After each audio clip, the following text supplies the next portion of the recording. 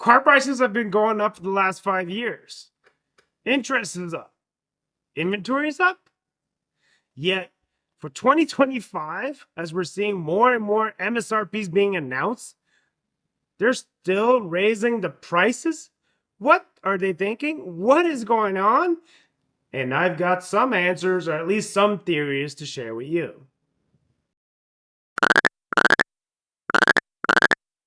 Hey, outsiders, my name is Pat, and this is Outsider Reviews, and these are Outsider Talk, where I talk about what I think is going on in the automotive industry. Now, I'm just a military veteran that's now turned a little bit of a YouTuber, and I like to review cars for a living. So, as I review these cars, I'm noticing that as I'm starting to do 2025 model years, it seems prices are going up, and I go and do my own research like you guys do, and I'm starting to see like they are raising the prices at a time where there's so much economical uncertainty, at a time that some manufacturers still have 2023 model years on the lot. Inventory is building up. What are these guys thinking? Are they outside their minds? Well, not quite. It's just a tactic. And let me tell you, they are preying on your fear of missing out. That's right, FOMO. What they're banking on is that you're going to see the MSRPs for 2025 being announced, and you're going to rush to those dealerships because you've been waiting. You've been a smart buyer. You've been like, in the last 3 or 4 years, you've been looking at these prices like, this does not make sense. I'm going to wait it out. These prices are going to go down.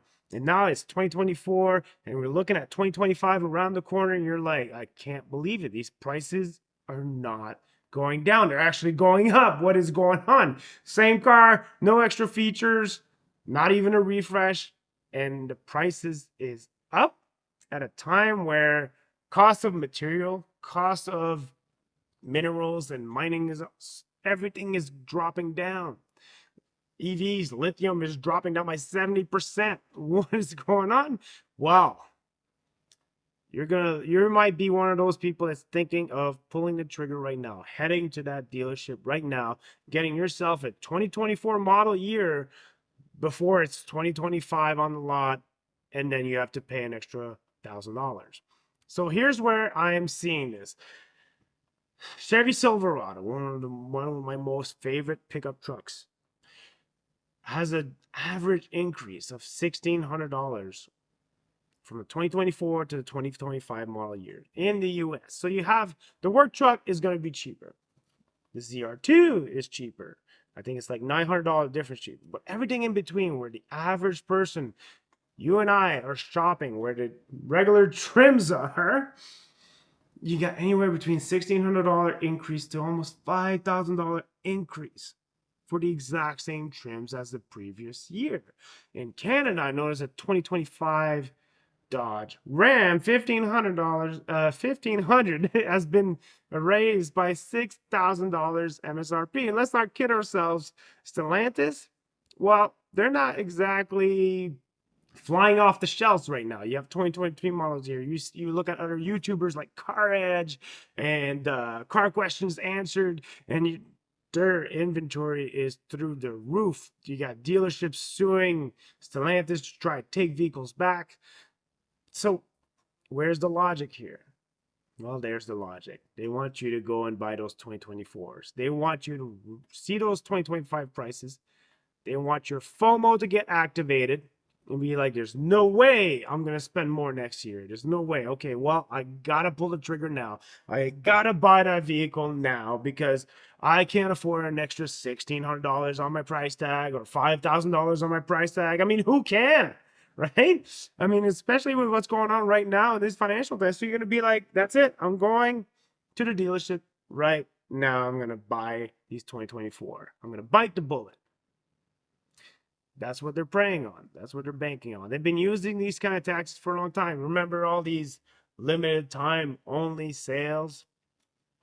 FOMO. Remember this pricing only lasts till now? Well, that's FOMO, right? This is just another attempt of it because we've been seeing it for the past years. Everything's been going up every single year. We've been waiting for years to buy new vehicles, and it keeps going up. There is a reset coming. I mean, high interest, high inventory, high prices, not a lot of free cash, market's not doing so well. Yeah, I'd say there's a reset coming. So what gives? What's going to happen if you do wait in 2025 and the prices are up? Well, incentives are going to be higher. And you say, Pat, well, that makes no sense. Why don't they just drop the prices? What is up with incentive spending going up and prices going up? I'm like, well, yeah. So let's say you take a $60,000 vehicle, right? You raise it to $65,000 and then you give a $5,000 incentive. Like you're adding up to the same price, $60,000. Yes, but you feel better about your purchase because you just saved $5,000. It's that feel good factor that they're preying on as well. That I want the best value for my money, my hard working money. I want that value and I want those savings. And that's what they're going for. They're going to raise the prices and then they're going to re-incentivize the prices. And essentially, it might add up to being the same, but I think that the automotive industry is heading in such a way that incentives are going to keep growing and we're actually going to save more money in the long run. Now, this is all dependent on which vehicle you're shopping around, right? If there's a big refresh that happened with the one you're shopping, let's say your pickup truck shows up with a Huracan engine that's supposed to revolutionize the pickup world. Yeah, that might not be discounted as much in that first year.